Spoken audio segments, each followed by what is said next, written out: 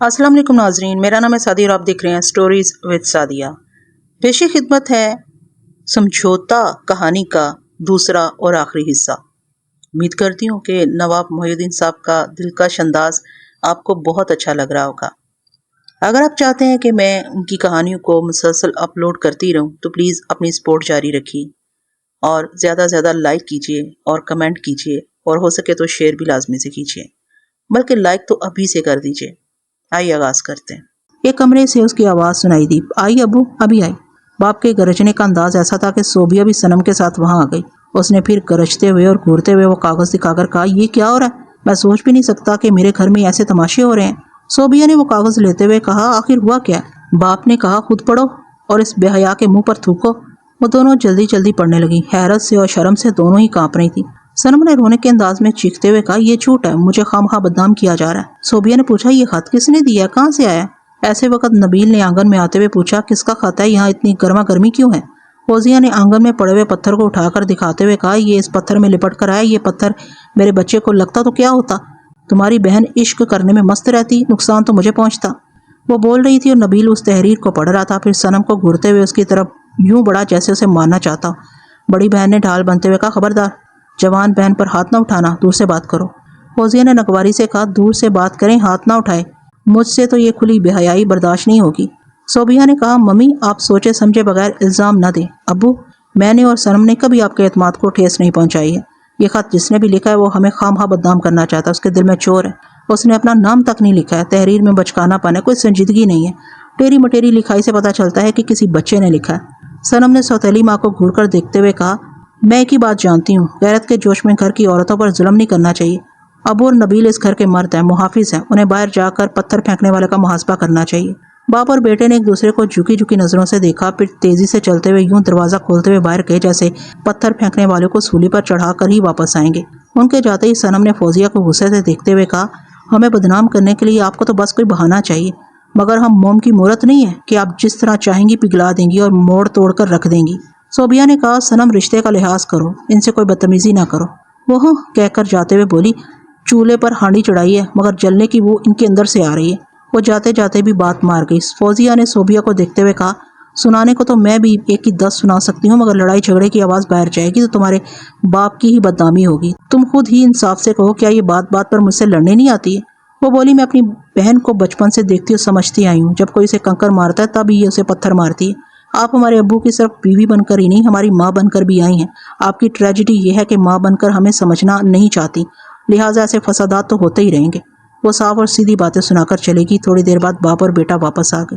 उन्होंने बाहर जाकर गली में दूर तक देखा था, सामने परचून वाले से भी पूछा था, लेकिन किसी ने किसी को पत्थर फेंकते हुए नहीं देखा था। उन्होंने किसी से ये नहीं कहा था कि पत्थर के साथ एक लव लेटर भी आया था, इसलिए बदनामी की कोई बात बाहर नहीं गई, बात आई गई होकर रह गई। रात को दोनों बहनें बिस्तर पर लेटी हुई थीं, अपनी अपनी सोचों में गुम थीं। बड़े दिनों बाद सनम को महसूस हो रहा था जैसे फोन पर बोलने वाली की कमी पूरी हो रही है। किसी ने उसके नाम एक खत भेजा था, गोया ऐलान किया था कि सनम लाखों में एक है, काबिल मोहब्बत है, काबिल प्रस्तिश है। उसने पत्थर नहीं फेंका, कागज में लपेटकर अपना दिल फेंका। उसने ऐलान किया कि अब नरगस अपनी बेनूरी पर नहीं रोएगी, उसका दीदावर पैदा हो गया। किसी को नजर नहीं आया। वो तो यही चाहती थी कि आने वाला दिखाई ना दे, मगर उसके हुस्न जमाल का और उसकी शख्सियत का कसीदा खा रहे। सोबिया ने उसकी तरफ सर घुमाकर पूछा, तुम्हें कुछ अंदाजा होना चाहिए, पत्थर किसने फेंका होगा? वो बोली, तुमने इमरान को तो देखा है, वो जो पिछली गली में रहता है, अक्सर हमारे सामने परचून वाले की दुकान पर घंटों बैठा रहता है। जब मैं कॉलेज जाती हूँ और वापस आती हूँ तब वो जरूर दुकान में मौजूद रहता है। हाँ, उसे तो मैं अच्छी तरह जानती हूँ। तुम्हारा क्या ख्याल है, क्या उसी ने ये हरकत की है? मैंने हमेशा यही महसूस किया है कि वो बड़ी दीवानगी से मुझे देखता रहता है। वो तो शायद उम्र में तुमसे छोटा है, ज्यादा से ज्यादा 18 बरस का होगा और तुम 20 की हो। तुम इंटर में हो और वो तुमसे 2 बरस पीछे मैट्रिक में है। ये सर फिरे लड़के उम्र नहीं देखते, पता नहीं क्या देकर पीछे पड़ जाते हैं। क्या वो तुम्हें छेड़ता है? नहीं, वो तो नजरें मिलते ही झेंप जाता है, मगर छुपा रुस्तम लगता है। जब मैं नजरें फेरती हूँ तो उसकी नजरें मुझे चुपती हुई सी महसूस होती हैं। मुझे यकीन की हद तक शुबा है कि ये हरकत उसी ने की है। सोबिया ने दूसरी तरफ करवट बदलते हुए कहा, लानत भेजो उस पर, रात बहुत हो चुकी है, सो जाओ। ये कहावत दुरुस्त है कि हम बेरी के पेड़ हैं, पत्थर तो आते ही रहेंगे। 2 रोज बाद फौजिया एक दिन के लिए अपने मायके चली गई। उस रोज घर में वीरानी और सन्नाटा था। बाहर बाप और भाई कारोबारी मामलात में मसरूफ थे।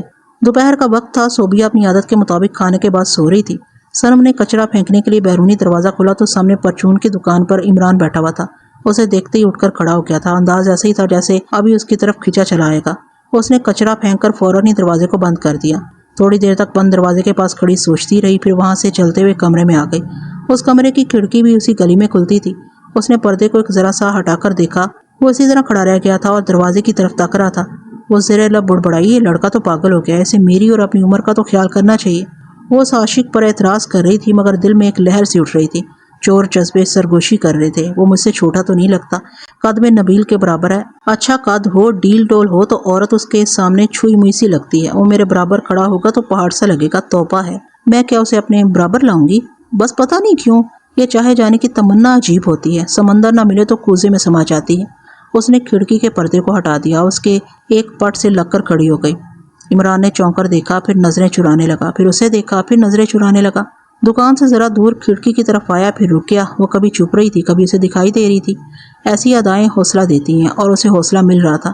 وہ ایک اناڑی عاشق کی طرح سہم سہم کر قریب آتا جا رہا تھا.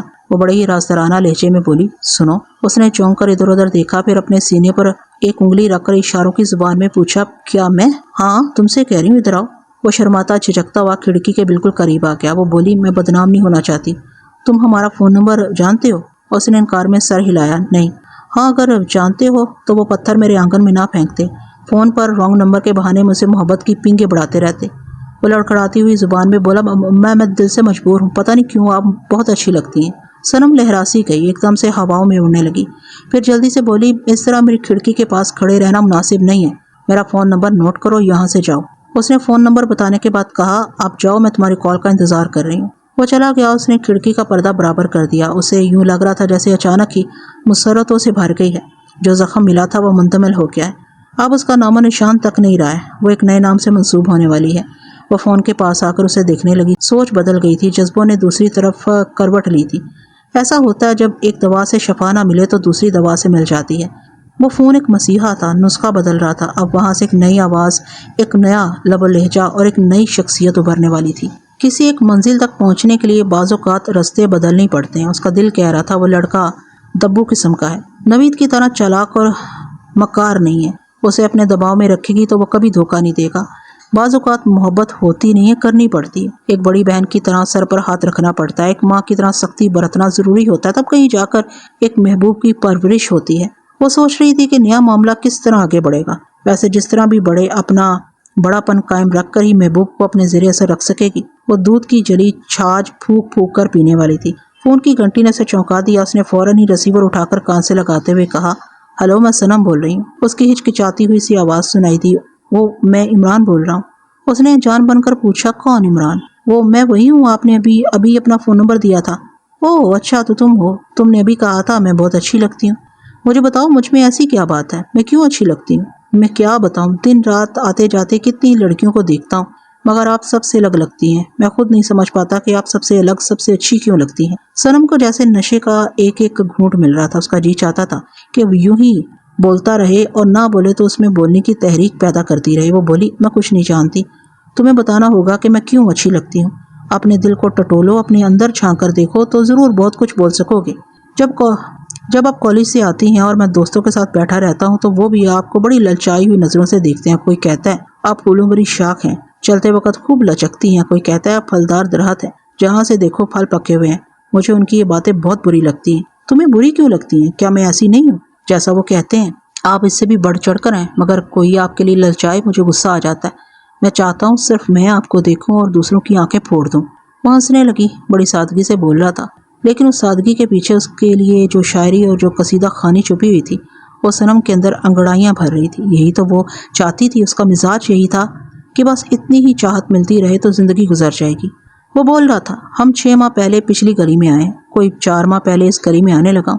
آپ کو دیکھ کر پتہ نہیں مجھے کیا ہو گیا ہے. گھر جاتا تھا، پھر پلٹ کر اسی گلی میں آ جاتا تھا. دل کہتا تھا بس ایک نظر تمہیں دیکھ لوں. اس نے ٹوکتے ہوئے کہا، تم نہیں آپ. یہ تم مردوں کی بہت بری عادت ہوتی ہے. انگلی پکڑنے دو تو پونچا پکڑنے لگتے ہو. وہ جھیم کر بولا، سوری، وہ روانی میں منہ سے نکل گیا. صاف کیوں نہیں کہتے؟ بے تکلف ہونا چاہتے ہو. بے تکلفی کے لیے ضروری تو نہیں ہے کہ تم یا تو کہنا شروع کر دو. درست فرماتی ہیں، مگر پیار میں بے تکلفی تو ہوتی ہے.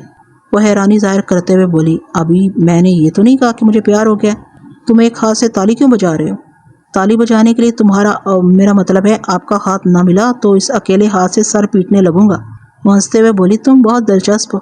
दिलचस्प तो तमाशा होता है, मैं आपकी नज़रों में क्या हूँ? मैं तुम्हें तमाशा नहीं समझती, मेरे मुंह से सुनना ही चाहते हो तो सुन लो, तुम बहुत अच्छे हो। आपके ये अल्फाज मेरे कानों में गूंजते रहेंगे, आज मुझे नींद नहीं आएगी। तुम बहुत जज्बाती हो, तुम्हारे अंदर बड़ी शिद्दत है। क्या सचमुच मुझे चाहते हो या फ्लर्ट कर रहे हो? मैं कैसे यकीन दिलाऊं कि आपके लिए कैसा दीवाना हो रहा हूँ? आप आजमा लें। खून की ज़रूरत हो तो खून दूंगा, जान की ज़रूरत हो तो जान दे दूंगा। सनम ने गहरी सांस यूं खींची जैसे उस दीवाने को उसके तमाम जज्बों समेत अपने अंदर खींच रही हो। वो कह रहा था, आप नहीं जानती, मैं दिन रात आपके बारे में सोचता रहता हूँ। ना सोचूं तब भी मेरी निगाहों के सामने आती रहती हैं। आपके घर के पीछे दीवार से लगकर खड़ा रहता हूँ। यह मालूम होता रहता है कि आपके अब्बू घर में हैं या नहीं, आपकी अम्मी घर के किस हिस्से में है, या वो भी कहीं गई हुई है। मुझे सब मालूम होता रहता है। आप अंदाजा कर सकती हैं कि मैं आपकी कितनी खबर रखता हूँ। वक्त गुजरने के साथ साथ पता चलेगा कि तुम इतनी ही शिद्दत से मुझे चाहते रहोगे या नहीं। तुम्हें मोहब्बत का सबूत देना होगा। जिस तरह कहेंगी सबूत देता रहूंगा। जो बोलूंगी वो सुनोगे, बातें सुनाएंगी वो भी सुनूंगा। वो मुस्कुराते हुए बोली, जो कहूंगी वो करोगे। एक मर्द की खुददारी को ठेस पहुंचने वाली बात ना हो तो आपकी हर बात मानता रहूंगा। ठीक है, कल तुम्हें मेरा एक काम करना होगा। हुक्म करें, तामील करूंगा। कल सुबह हमारे आंगन में जब धूप उतरे और मेरी मम्मी की आवाज़ सुनाई दे तो तुम फिर एक पत्थर फेंकोगे। उसके साथ मोहब्बत नामा भी होगा। जब फ़ोन पर बातें करने की सहूलत है तो पत्थर का फेंकना क्या ज़रूरी है? ज़रूरी है मैं जो कहूँगी वो करोगे और उस मोहब्बत नामे में जो कहूँगी वो लिखोगे। ठीक है, मुझे क्या लिखना होगा? वो उसे बताने लगी कि दूसरे दिन सुबह से क्या करना है। फिर उसने पूछा, क्या तुम आधी रात के बाद फ़ोन पर बातें कर सकते हो? मैं भी यही कहने वाला था। मेरे मम्मी डैडी 11 बजे तक सो जाते हैं। 11 बजे नहीं, हर रात ठीक 2 बजे मैं तुम्हारी कॉल का इंतज़ार किया करूँगी। रात 2 बजे तक मुझसे सब्र नहीं होगा। मोहब्बत करते हो तो सब्र करना और इंतज़ार करना सीख जाओगे।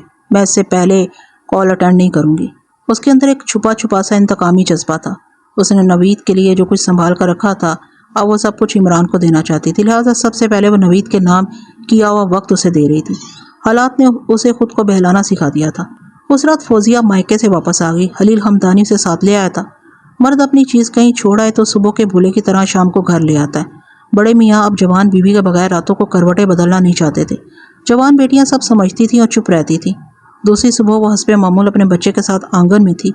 उसकी मालिश करते हुए होले होले कुनकुना रही थी। ऐसे वक्त एक पत्थर करीब ही आकर गिरा। वो चीख कर बोली, सुनते हैं जी, फिर एक पत्थर आया है। खलील हमदानी तेजी से चलता हुआ बाहर आया। दूर ही से उस कागज के गोले को देखते हुए गालियां देने लगा। पांव पटकता हुआ बैरूनी दरवाजे को खोलकर बाहर आ गया। इक्का दुक्का अफराद आते जाते दिखाई दिए। वो महल्ले के जाने पहचाने अफराद थे और सभी इस बात से बेखबर थे कि घर में कहीं से पत्थर फेंका गया। इमरान परचून की दुकान से कुछ सौदा खरीद रहा था। खलील हमदानी ने दुकानदार से पूछा, शौकत भाई, इधर कोई बाहर का बंदा आया था? आपने किसी को पत्थर फेंकते देखा है? वो बोला, मैं तो दुकानदारी में लगा हूँ, अभी एक गाहक को फारिग करके इस जवान को सौदा दे रहा हूँ। अगर फारिग बैठा होता तो आने जाने वालों पर ध्यान देता। वो गुस्से से बोला, पता नहीं कौन कुत्ते का बच्चा हमारे घर में पत्थर फेंकता रहता है, किसी दिन पकड़ा गया तो उसे जिंदा नहीं छोड़ूंगा। वह बड़बड़ाता हुआ अंदर आ गया। फौजिया ने कहा, आप तो हवा से लड़ने चले गए, कोई ऐसी हरकत करने वाला भला यहाँ ठहरेगा?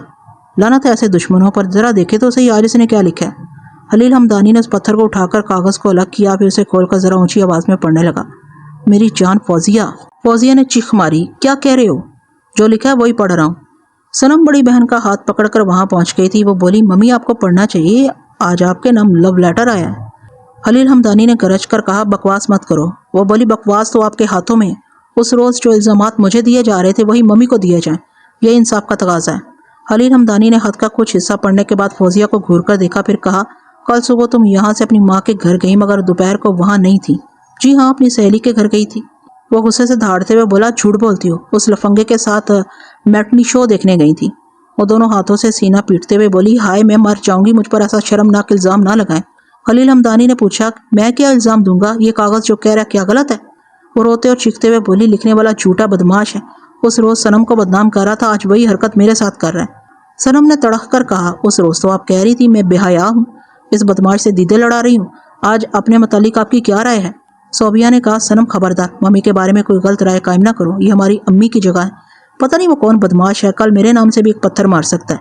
वो बाप के पास आकर उस खत को लेते हुए बोली, ऐसी चीज़ों को आग लगा देना चाहिए, नहीं तो ये हमारे दरमियान आग लगाती रहेंगी। फौजिया बच्चे को चारपाई पर डालकर सोबिया के पास आई, फिर उसे लिपट कर रोते हुए बोली, तुम बहुत अच्छी हो, میں اپنے معصوم شرجیل کی قسم کھا کر کہتی ہوں میں نے تمہارے ابو کے اعتماد کو دھوکہ نہیں دیا۔ وہ اسے تھپکتے ہوئے بولی بس ممی آگے نہ بولیں، ہمیں ایسی باتیں سوچ کر بھی شرم آتی ہے۔ خلیل حمدانی نے پاس آ کر فوزیہ کے شانے کو تھپکتے ہوئے کہا آنسو پونچھ لے، بات سمجھ میں آ گئی، کوئی بدماش خامخواہ ہمارے پیچھے پڑ گیا، دیکھو شرجیل رو رہا ہے، اسے سنبھالو۔ پھر وہ کمرے کی طرف جاتے ہوئے بولا ابھی مجھے سائٹ پر جانا ہے، صوبی فوراً ناشتہ لے کر آؤ۔ صوبیہ کچن کی طرف چلی گئی۔ فوزیہ شرجیل کو بہلانے لگی۔ صنم زیر لب مسکراتے ہوئے فوزیہ پر ایک نظر ڈال کر اپنے کمرے میں چلی گئی۔ بات آئی گئی ہو گئی۔ اس روز سے ایک بڑی تبدیلی یہ آئی کہ فوزیہ کچھ سنجیدہ سی ہو گئی تھی، بیٹیوں سے نرم لہجے میں بولنے لگی تھی۔ صنم کی ایک ہی جوابی کارروائی نے گھر کا ماحول بدل دیا تھا۔ لڑکے والے صوبیہ کو دیکھنے آئے تھے، ویسے رشتہ لگانے والوں نے پہلے ہی اسے دیکھ کر پسند کر لیا تھا، اب باقاعدہ منگنی کی رسم ادا کی جا رہی تھی۔ لڑکے کی تصویر بھجوائی گئی تھی، پھر خلیل حمدانی اور نبیل نے اسے باقاعدہ ملاقات کی تھی، اسے جانچا پرکھا تھا اور رشتے کی حامی بھر لی تھی۔ صنم نے ہونے والے بہنوئی کی تصویر دیکھتے ہوئے کہا ہائے فیصل بھائی آپ تو بڑے ہی ہینڈسم ہیں، نبیل اور ابو کی پسند کو داد دینی پڑتی ہے۔ پھر وہ اس تصویر کو صوبیہ کے سامنے کرتے ہوئے بولی لو تم بھی دیکھو۔ وہ شرما کر منہ پھیرتے ہوئے بولی چل ہٹ، میں کیا دیکھوں؟ کیا دیکھوں؟ ارے اپنے ہونے والے ان کو دیکھو بی بی، دیکھو تو کیسے ترچھی نگاہوں سے دیکھ رہے ہیں، یہ فیصل بھائی چور نظریں رکھتے ہیں، کیمرے کے سامنے تصویر اتارتے وقت بھی تمہیں چوری چوری دیکھ رہے ہیں، دیکھو تو صحیح۔ صوبیہ نے کنکھیوں سے اس تصویر کو دیکھا، پل بھر کو یوں لگا جیسے وہ جوان واقعی تصویر کی آنکھ سے اسے دیکھ رہا ہے۔ اس نے فوراً ہی نگاہیں جھکا لیں۔ صنم نے کہا ویسے بڑے کائیاں لگتے ہیں، اندر سے کچھ باہر سے کچھ ہے۔ صوبیہ نے گور کر پوچھا یہ تم نے کیسے جان لیا؟ اس نے تصویر آگے کرتے ہوئے کہا یہ ابھی تمہیں دیکھ رہے ہیں نا؟ پھر اس نے تصویر آپ نے آگے کرتے ہوئے کہا یہ دیکھو یہ اب مجھے دیکھ رہے ہیں۔ ذرا ادھر سے ادھر ہوتے ہی حضرت نے نظریں بدل لیں۔ اس کی بات سن کر صوبیہ نے ٹہوکا دیتے ہوئے کہا چل ہٹ، ساری تصویریں ایسی ہوتی ہیں، جو دیکھتا ہے تصویر اسی کی طرف دیکھتی ہوئی لگتی ہے۔ آئے ہائے تم تو شادی سے پہلے ہی اپنے میاں جی کی وکالت کرنے لگی، ویسے ہیں بہت گڈ لکنگ اور اسمارٹ۔ پھر اس نے اپنی مٹھی کو مائک کی طرح اس کے سامنے کرتے ہوئے کہا حاضرین اس سلسلے میں بھی بنو اپنی رائے کا اظہار کریں گی۔ اسے ایک ہاتھ سے پرے ہٹا کر بستر سے اترتے ہوئے بولی تمہیں تو مذاق ہی سوچتا رہتا ہے، یہ رشتے بہت بڑا مذاق ہوتے ہیں، اگر نبھ گئے تو واہ واہ، ورنہ ہم لڑکیاں معاشرے میں مذاق بن کر رہ جاتی ہیں۔ تصویر میں تو کوئی بھی چہرے سے اچھا لگتا ہے، مگر دل کا کیسا ہے یہ بھید بعد میں کھلتا ہے۔ وہ کچن کی طرف جاتے ہوئے بولی اپنا فلسفہ اپنے پاس ہی رکھو، ازل سے یہی ہوتا آیا ہے، لڑکی کو شادی کے نام پر جوا کھیلنا پڑتا ہے، ہم تو صرف دعا ہی کرتے ہیں کہ پانسا الٹا نہ پڑے۔ فیصل کے بزرگ صوبیہ کو انگوٹھی پہنا کر چلے گئے تھے۔ وہ اچھا کھاتا کماتا تھا مگر تنہا تھا، والدین کا انتقال ہو چکا تھا، قریبی رشتہ داروں میں پھوپھی اور چچا رہ گئے تھے، وہی اس کی شادی اور خانہ آبادی کر رہے تھے۔ فیصل نے کہا پھوپھی اماں صرف تصویر دیکھنے سے کیا ہوتا ہے، لڑکی کو روبرو دیکھ لیتا تو بہتر ہوتا، باتیں کرنے سے اور بھی بہت کچھ معلوم ہوتا رہتا ہے، کم سے کم دل کو اطمینان تو ہوتا ہے کہ ہونے والی شریک حیات کو دیکھ سمجھ کر پسند کیا ہے۔ بیٹے ہم نے تو کوشش کی تھی ایک بار لڑکے لڑکی کا سامنا ہو جائے، لیکن وہ لوگ اپنے رسم و رواج اور دستور کے بہت پابند ہیں، پھر ارینج میرج میں اکثر یہی ہوتا ہے، بزرگوں کی پسند پر بھروسہ کیا جاتا ہے۔ مجھے آپ لوگوں پر بھروسہ ہے، مگر لڑکی والے جب مجھے انگوٹھی پہنانے یہاں آئے تھے تو ان کی چھوٹی بیٹی کیا نام ہے اس کا، ہاں صنم کو میں نے دیکھا تھا۔ یہ کہہ کر وہ ذرا سا چپ ہوا، تصور کی آنکھوں سے اسے دیکھنے لگا۔ جب پہلی بار وہ سامنے آئی تو دور سے یوں لگا جیسے زندگی کا تمام حسن، تمام سج دھج اپنے نام ہونے آ رہی ہے، لیکن جب قریب آئی تو اس کا چہرہ دیکھ کر بجھ سا گیا۔ وہ اپنی بہن صوبیہ کی طرح تیکھے نین نقش والی نہیں تھی، اس نے صوبیہ کی تصویر بھی دیکھی تھی اور اس کے متعلق بتایا بھی کیا تھا کہ وہ گوری گوری گلابی گلابی سی ہے۔ چہرے مورے سے دونوں بہنوں میں زمین آسمان کا فرق تھا، لیکن چہرے کی طرف سے ذرا آنکھیں بند کر لی جائیں تو صنم غضب ڈھاتی تھی، ایسی پٹاخہ تھی کہ دیکھنے والوں کے اندر ٹھائیں ٹھائیں بجنے لگتی تھی۔ اس نے ایک کو دیکھا تھا، دوسری کی تصویر میں سراپا نہیں دیکھا تھا۔ ایک اندازہ تھا کہ چھوٹی فتنہ ہے تو بڑی قیامت ہوگی، پھر بھی وہ اسے ایک نظر دیکھنا چاہتا تھا، شادی سے پہلے دلی تسلی ہو جاتی تو اچھا ہوتا۔ وہ پھوپھی سے باتیں کرتے کرتے ان بہنوں کے متعلق سوچ میں پڑ گیا تھا، پھر بولا چلیں وہ اپنے دستور کے مطابق روبرو ملنے نہیں دیں گے، لیکن فون پر باتیں تو ہو سکتی ہیں۔ وہ سوچ میں پڑ گئی، پھر بولی کیا پتا ہم فرمائش کریں اور وہ ٹال دیں، تم ابھی صوبیہ سے نہ صحیح ہونے والی سالی سے تو باتیں کر سکتے ہو۔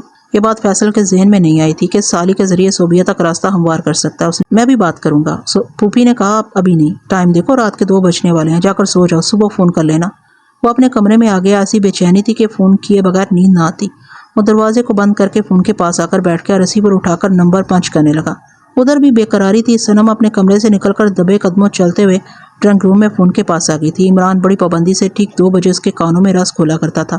وقت مقررہ سے کچھ پہلے ہی فون کی گھنٹی بجی تو یہ سوچ کر خوش ہو گئی کہ عمران اس کے عشق میں اچھی طرح بابلا ہو گیا، آج تو وقت سے پہلے ہی سے پکار رہا ہے۔ اس نے ریسیور اٹھا کر کان سے لگاتے ہوئے کہا ہیلو۔ ایک جھجکتی ہوئی سی آواز سنائی دی، جی میں بول رہا ہوں۔ وہ کسی اجنبی کی آواز سن کر چونک گئی۔ اس نے پوچھا میں کون؟ وہ میں فیصل بول رہا ہوں۔ اس کا دل دھک سے رہ گیا. یہ نام تو اب اس کے گھر میں گونجنے لگا تھا. بات بات پر اس کا ذکر ہوتا تھا. پھر بھی وہ تصدیق کرنا چاہتی تھی. اچھا تو آپ شاہ فیصل ہیں؟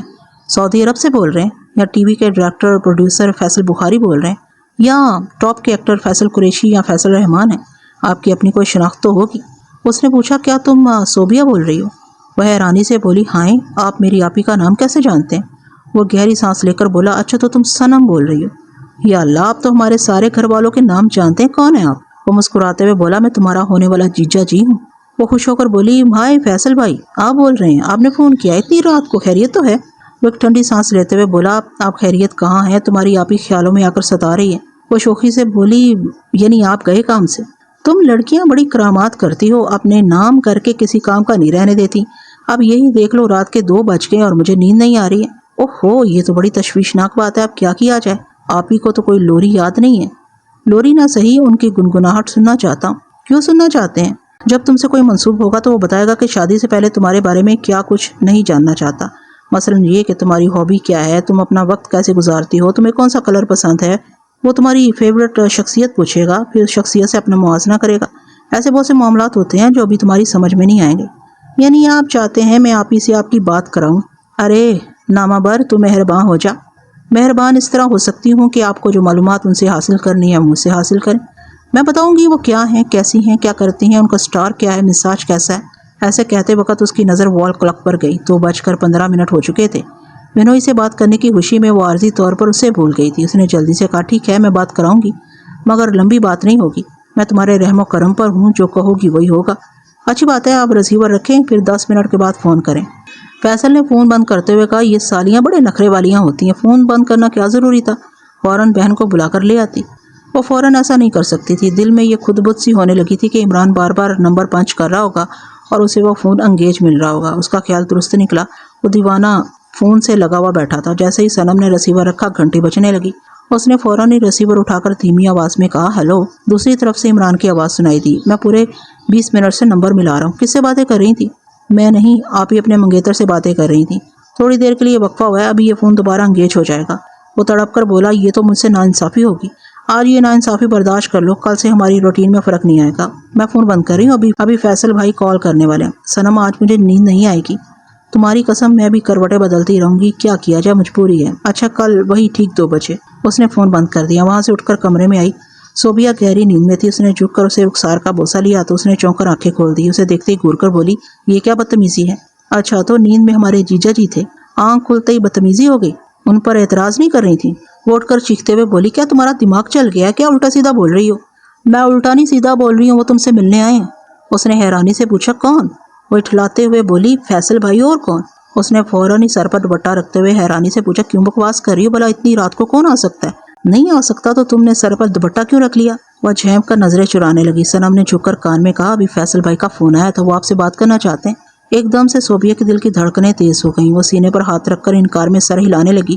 وہ اس کا بازو پکڑ کر بولی. اتنا بڑا سر کیا ہلا رہی ہو؟ رشتہ پکا ہو چکا ہے، انکار نہیں کرنا چاہیے، ورنہ فیصل بھائی تمہیں بہت ہی بیکورڈ سمجھیں گے. جلدی چلو، ایسا نہ ہو کہ فون کی گھنٹی بجے اور نبیل اٹھ کر بیٹھ جائے. وہ لاؤنج میں سوتا ہے. اس کی بات ختم ہوتے ہی گھنٹی کی دھیمی سی آواز سنائی دی. وہ تیزی سے ادھر جاتے ہوئے بولی. پلیز فوراً آ جاؤ، شرم کرنے والیوں کے کرم پھوٹ جاتے ہیں. تم فیصل بھائی کو مایوس نہ کرو. وہ تیزی سے چلتے ہوئے فون کے پاس آئی. گرچہ گھنٹی کی آواز بہت دھیمی سی رکھی تھی، پھر بھی دھڑکا سا لگ رہا تھا. اس نے فوراً ہی ریسیور اٹھا کر کان سے لگا لیا. ہانپتے ہوئے کہا. جی مجھے پتا ہے آپ کے 10 منٹ گزر چکے ہیں. فیصل نے کہا. تو پھر وعدہ پورا کرو. آپ بچپن سے سنتے اور پڑھتے آئے ہیں کہ صبر کا پھل میٹھا ہوتا ہے. وہ مٹھاس آ رہی ہے. صوبیہ اس کے پاس آ کر بیٹھ گئی. صنم نے اسے ریسیور دیا. اس نے جھجکتے ہوئے اسے لیا. وہ بہن کی موجودگی میں شرما رہی تھی. ریسیور کان سے لگاتے ہوئے دھیمی آواز میں بولی. تم جاؤ یہاں سے. فیصل نے پوچھا. میں کہاں جاؤں؟ وہ ایک دم سے گھبرا کر بولی. اب وہ میں آپ کو نہیں، صنم کو کہہ رہی ہوں. اسے بھول جاؤ. مجھے اپنے سامنے دیکھو. تم نے میری تصویر دیکھی ہے؟ کیا تصور میں آتا ہوں؟ وہ شرما رہی تھی، جھینپ رہی تھی. اس نے صنم کو گھور کر کہا. تم تو بہت ڈھیٹ ہو. وہ چونک کر بولا. What do you mean؟ کیا یہ باتیں کرنے کا انداز ہے؟ وہ گھبرا کر رونے کے انداز میں بولی. او نو، میں آپ کو نہیں، اس ڈھیٹ کو بول رہی ہوں. یہ یہاں سے ٹلنے کا نام نہیں لے رہی ہے. پلیز آپ اپنے اوپر بات نہ لیں. وہ ہنستے ہوئے بولا. اچھا تو وہ محترمہ سر پر سوار ہیں. لاہور پڑھو، وہ بھاگ جائے گی. وہ صنم کو دیکھ کر مسکرانے لگی. پھر فون پر بولی. میری بہن کوئی شیطان نہیں ہے. کہ لاہور پڑنے سے ٹل جائے گی، یہ تو جہاں جاتی ہے وہاں جڑوں میں بیٹھ جاتی ہے۔ سنم اسے ریسیور چھین کر بولی، چیچا جی کو معلوم ہو کہ ابھی شادی نہیں ہوئی ہے، بچوں کو لگام دینے کے لیے کسی بزرگ کی موجودگی لازمی ہوتی ہے۔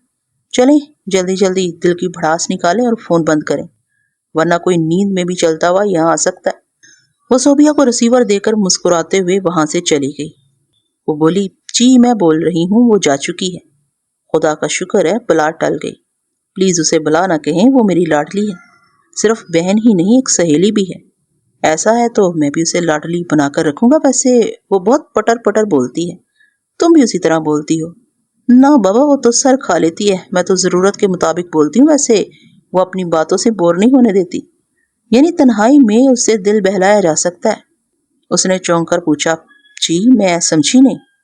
میرا مطلب ہے تم تنہائی میں اسے بہلتی رہتی ہو، وہ ریڈیو اور ٹی وی جیسی چیز ہے، کوئی بولنے والا نہ ہو تو وہ بولنے اور گنگنانے لگتی ہے۔ صوبیہ اس بات پر ہنسنے لگی۔ وہ بولی، یہ ماننا ہوگا کہ وہ سب ہی کو اپنی طرف کھینچ لیتی ہے، یہی وجہ ہے کہ ہمیں اپنی باتیں کرنی چاہیے، مگر اتنی دیر سے اسی کی باتیں کیے جا رہے ہیں۔ یہاں گھر میں بھی یہی ہوتا ہے، سب ہی محبت سے یا ناراضگی سے اسی کے بارے میں کچھ نہ کچھ بولتے رہتے ہیں۔ وہ ہنسنے لگا۔ صوبیہ نے پوچھا، کس بات پر ہنس رہے ہیں؟ اسی بات پر کہ ہم اب بھی اسی کی باتیں کیے جا رہے ہیں، کچھ اپنے بارے میں بولو۔ تم نے میری تصویر دیکھی ہے، میرے بارے میں تمہاری رائے کیا ہے؟ میں ہمیشہ بزرگوں کی ہدایات کو اور ان کے مشوروں کو ترجیح دیتی ہوں۔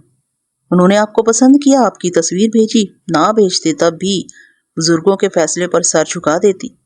تمہاری باتوں سے پتا چلتا ہے کہ رومانٹک نہیں ہو، کیا شعر و شاعری سے دلچسپی نہیں ہے؟ میں فضولیات میں نہیں پڑتی، گھر کے کاموں سے فرصت ہی نہیں ملتی۔ چلو شاعری نہ صحیح، فلموں اور ٹی وی ڈراموں سے تو دلچسپی ہوگی۔ توبہ ہے، ٹی وی ڈرامے تو فلموں سے بھی 2-4 ہاتھ آگے ہیں۔ ایسے ایسے مناظر ہوتے ہیں، ایسے زمانی مکالمے ہوتے ہیں کہ فیملی کے ساتھ بیٹھ کر دیکھتے ہوئے شرم آتی ہے۔ وہ ایک گہری سانس لے کر بولا، فلمی گانے تو سنتی ہوگی؟ نعتیں سنتی ہوں۔ فیصل ذرا سیدھا ہو کر بیٹھتے ہوئے بڑبڑایا، یا اللہ یہ کیا چیز ہے؟ آپ نے کچھ کہا؟ وہ میں کہہ رہا تھا تم موجودہ دور کے تقاضوں کو فضولیات کہتی ہو۔ اس طرح تمہاری ایک شخصیت سامنے آئی ہے کہ تم بہت ہی سیدھی سادی، گھریلو اور مذہبی نیک پروین ہو۔ آج کے دور میں ایسی نیک لڑکیاں کہاں ملتی ہیں؟ وہ خوش ہو کر شرمانے لگی، بیٹھے بیٹھے ذرا دوہری ہو گئی، پھر بولی، میرے ذہن میں شروع ہی سے یہ بات ہے کہ مائکا ہو یا سسرال، اپنے گھر کی 4 دیواری میں مشرقی تہذیب کو جاری و ساری رکھنا چاہیے۔ تم دونوں بہنوں میں بڑا فرق ہے، سنم کی ہر بات پر واہ واہ نکلتی ہے اور تمہارا تو جواب نہیں ہے، تمہاری ہر بات پر ماشاءاللہ اور سبحان اللہ کہنے کو جی چاہتا ہے۔ وہ خوش ہو رہی تھی، یہی سمجھ رہی تھی کہ فیصل مشرقی تہذیب و اقدار کو سمجھتے ہوئے سے متاثر ہو رہا ہے۔ وہ جماہی لیتے ہوئے بولا، بہت رات ہو گئی ہے، اب سونا چاہیے۔ وہ بولی، ایک بات کہنا چاہتی ہوں، آپ پھر فون کریں گے، مجھ سے بات کرنا چاہیں گے تو یہ بات گھر والوں سے چھپی نہیں رہے گی۔ کیا تم مجھ سے بات نہیں کرنا چاہتی؟ چاہتی تو ہوں، مگر ابھی آپ کے نہیں، گھر والوں کے اختیار میں ہوں۔ مجھے بزرگوں کے دستور اور شرم و حیا کو پیش نظر رکھنا ہوگا۔ جب گھر میں کوئی نہیں ہوگا تب آپ سے بات کر سکوں گی۔ گھر میں کوئی نہ کوئی تو ہوتا ہی ہے۔ ٹھیک ہے، تم نہ صحیح سنم کے ذریعے تمہاری باتیں کر سکتا ہوں، اور موقع ملے تم بھی میرا فون اٹینڈ کر سکتی۔ ہاں یہ مناسب رہے گا۔ میں چاہتی ہوں ہماری بات پردے میں رہے اور کسی بات سے بزرگوں کے اعتماد کو ٹھیس نہ پہنچے۔ سبحان اللہ، بڑے نیک خیالات ہیں۔ یہ یقین ہو گیا ہے کہ تم ایک مکمل گھریلو بیوی بن کر موجودہ دور کے تقاضوں کو نظر انداز کرتی رہو گی اور میرے گھر کو جنت بنانے کی کوششیں کرتی رہو گی۔ شب بخیر، خدا حافظ۔ فون بند ہو گیا۔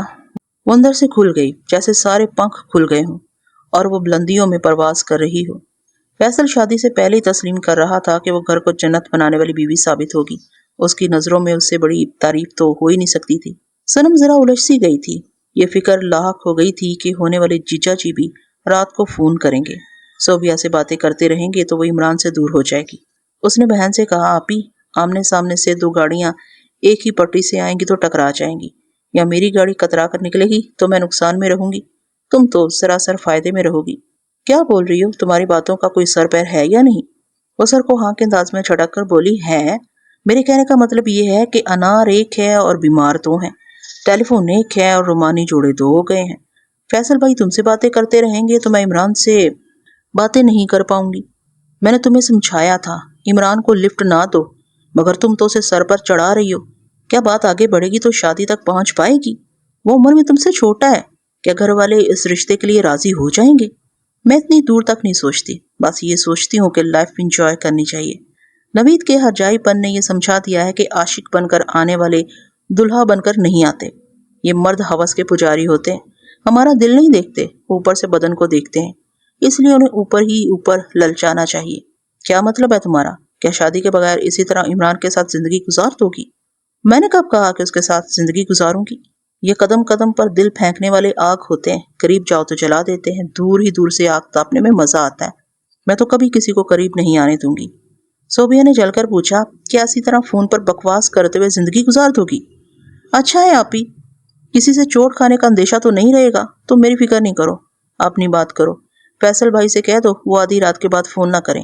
میں نے ان سے کہہ دیا ہے، شادی سے پہلے فون پر باتیں کرنا مناسب نہیں ہے، وہ کبھی کبھی تم سے باتیں کریں گے۔ اچھا ہے آپی، کسی سے چوٹ کھانے کا اندیشہ تو نہیں رہے گا، تم میری فکر نہیں کرو، اپنی بات کرو۔ فیصل بھائی سے کہہ دو وہ آدھی رات کے بعد فون نہ کریں۔ میں نے ان سے کہہ دیا ہے، شادی سے پہلے فون پر باتیں کرنا مناسب نہیں ہے، وہ کبھی کبھی تم سے باتیں کریں گے۔ وہ حیرانی سے بولی، مجھ سے؟ ہاں، وہ اپنی ہونے والی سالی سے باتیں کریں گے تو گھر والوں کا اعتراض نہیں ہوگا۔ کبھی ممی اور ابو نہیں ہوں گے تو میں بھی ان سے باتیں کر لیا کروں گی۔ اچھا، تو یہ پلاننگ ہوئی ہے، پھر تو کوئی مسئلہ ہی نہیں ہے، میں دن کو بھی ان سے باتیں کر سکتی ہوں، ابھی وہ حضرت گھر میں ہوں گے، میں انہیں سمجھا دیتی ہوں کہ رات کو فون نہ کریں۔ ایسی جلدی بھی کیا ہے؟ جلدی ہے، شام ہو چکی ہے، رات ہوگی تو دھڑکا لگا رہے گا، ادھر عمران سے باتیں کرنے کا وقت ہوگا، ادھر ہمارے جیجا جی گھنٹی بجاتے ہوئے آ جائیں گے۔ وہ ریسیور اٹھا کر نمبر پنچ کرنے لگی۔ صوبیہ فوراً ہی اٹھ کر کھڑی ہو گئی۔ سنم نے ماؤتھ پیس پر ہاتھ رکھ کر پوچھا، تم کہاں جا رہی ہو؟ تمہیں تو کوئی ڈر ہی نہیں ہے، نبیل یا ابو آئیں گے تو ان سے صاف کہہ دوں گی کہ اپنے فیصل بھائی سے باتیں کر رہی ہو۔ لیکن میں کیا کہوں گی، یہاں میری موجودگی کا کوئی جواز نہیں ہے۔ وہ پلٹ کر کمرے سے چلی گئی۔ سنم کے کان سے ریسیور لگا ہوا تھا، دوسری طرف گھنٹی بج رہی تھی مگر کوئی اٹینڈ نہیں کر رہا تھا۔ اس نے کریڈل پر ہاتھ رکھ کر تھوڑی دیر بعد ری ڈائل کیا۔ تیسری گھنٹی پر فیصل کی آواز سنائی دی، ہیلو، شکر ہے آپ اس دنیا میں ہیں، تمہارا کیا خیال تھا میں اس دنیا سے اٹھ چکا ہوں؟ خدا نہ کرے، میری تو دعا ہے آپ ہی کا سہاگ ہمیشہ سلامت رہے۔ ویسے آپ کہاں تھے، کیا کر رہے تھے؟ فون اتنی دیر بعد اٹینڈ کیوں کیا؟ تم سالی ہو، ایسے تمام سوالات بیویاں کرتی ہیں۔ سالی آدھی گھر والی ہوتی ہے جناب، اپنی بہن کی طرف سے بہنوئی کا محاسبہ کر سکتی ہیں۔ اچھا، تو یہ آدھی گھر والی صرف محاسبہ کرنے کے لیے ہوتی ہے؟ نہیں، وقت پڑے تو کھانا بھی بنا کر دے سکتی ہے، کپڑے پریس کر کے دے سکتی ہے، اور قمیض پر بٹن ٹانک سکتی ہے۔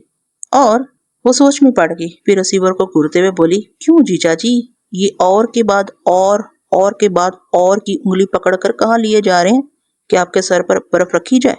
وہ نادان نہیں تھی، مذاق کی سنگینی کے پیچھے رنگینی کو سمجھ گئی تھی۔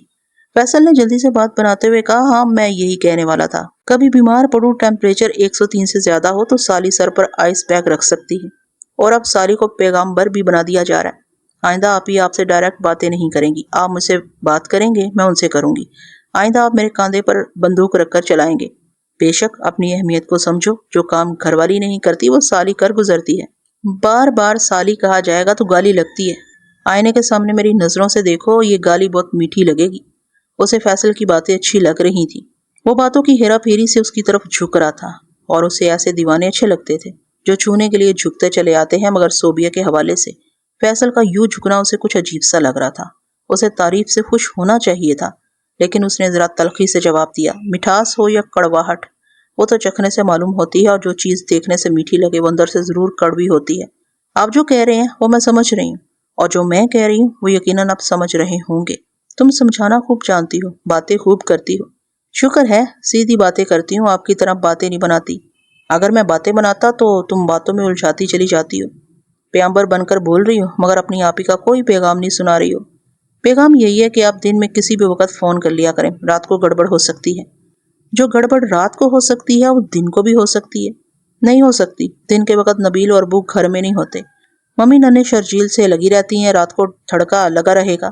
جوان لڑکیوں کو یوں بھی فون پر بات کرنے کی اجازت نہیں دی جاتی، رات کو زیادہ اعتراض کیا جائے گا۔ پلیز آپ دن کا وقت ہی رکھیں۔ میں تو سوچ رہا تھا سونے سے پہلے فون پر باتیں کروں گا تو اچھی نیند آئے گی۔ کہ آپ منگنی سے پہلے نیند کی گولیاں کھا کر سوتے تھے؟ جس طرح پہلے نیند آتی تھی اسی طرح آپ بھی آئے گی، خاطر جمع رکھیں، آپ ہی آپ کی ہیں، آپ ہی کو ملیں گی۔ وہ بولا، ویسے ایک بات کہوں، اتنی دیر تک تم سے باتیں کرتا رہا، تمہاری آواز سنتا رہا، ایک عجیب سے عالم میں رہا، تمہاری آواز بہت ہی رس بھری ہے، اور آپ ही की आवाज। किसी एक में जो खूबी होती है वो दूसरी में नहीं होती। उनकी बहुत सी खूबियां तुम्हारे अंदर नहीं होंगी और इसी तरह तुम्हारी जो खूबियां हैं वो तुम्हारी आप ही में तो क्या, मैंने अब तक किसी में भी नहीं देखी।